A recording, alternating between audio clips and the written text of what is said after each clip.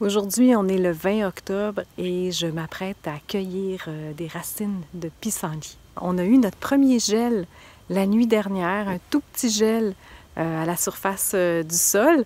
Donc, ça commence vraiment à refroidir. C'est le moment parfait parce que les racines sont à leur meilleur au temps de l'année où on est proche des gels du sol. C'est là où les racines emmagasinent tous leurs nutriments et toute leur saveur également. C'est fou comment, même en plein automne, les pissenlits sont encore en fleurs. La nature est encore très vivante, hein? Au cas où tu te demanderais pourquoi je cueille des racines de pissenlit, c'est parce qu'il y a quelques années, il y a un ami qui m'a fait goûter à son café de pissenlit.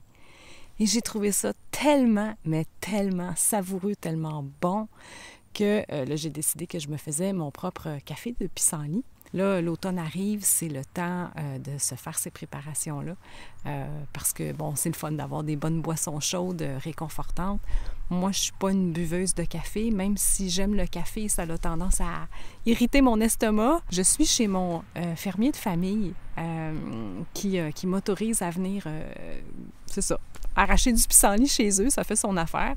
Alors, c'est comme c'est un producteur maraîcher de légumes biologiques, mon pissenlit va être bio.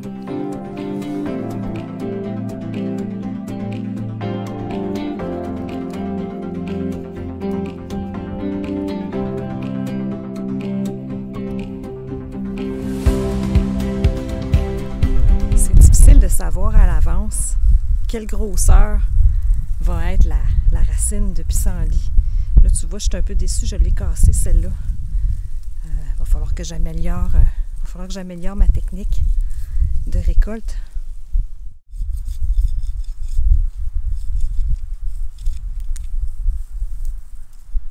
Oh! Le beau ver de terre, t'as vu ça? Je vais le remettre à sa place.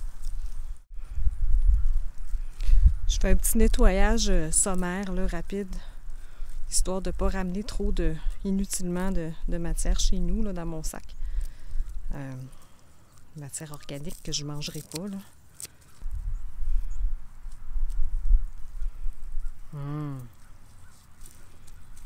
C'est le fun de jouer dans la terre. J'aime ça, moi, en tout cas. Je sais pas toi, là, mais... moi, je trouve ça thérapeutique au bout de faire ça. Ça me change d'être à l'ordinateur. J'ai-tu besoin de t'expliquer comment reconnaître du pissenlit? Écoute, regarde, ce plan-là là, que je te montre là, c'est pas du pissenlit. Mais lui, oui. Lui, c'est du pissenlit. Regarde comment la forme des feuilles est différente. Si tu veux être sûr de ne pas te tromper de plantes, tu peux toujours choisir les plants où il y a encore des fleurs dessus. Comme ça, tu ne te tromperas pas.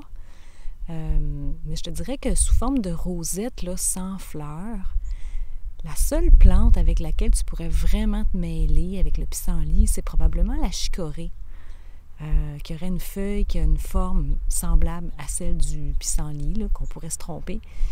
Auquel cas, c'est pas vraiment grave parce que la chicorée aussi, la racine est comestible. Fait que quand même que tu aurais quelques racines de chicorée dans ton stock de pissenlit, il n'y a aucun problème.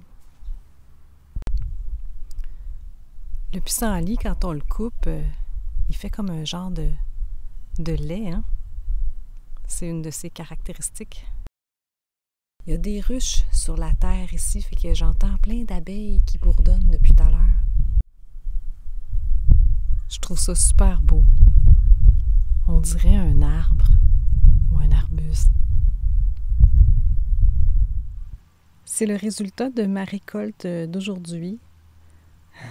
Je vais arrêter là pour l'instant. Mon objectif, c'était de remplir un sac d'épicerie en papier là, au complet. Finalement, je pense que là, je le remplis à peu près aux 3/4.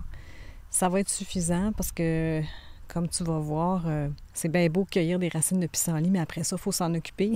Il y a beaucoup d'ouvrages dans ce tas-là. Là. Beaucoup, beaucoup. Il faut tout nettoyer, tout enlever les radicelles, tout brosser ça, couper les racines en morceaux, les faire sécher.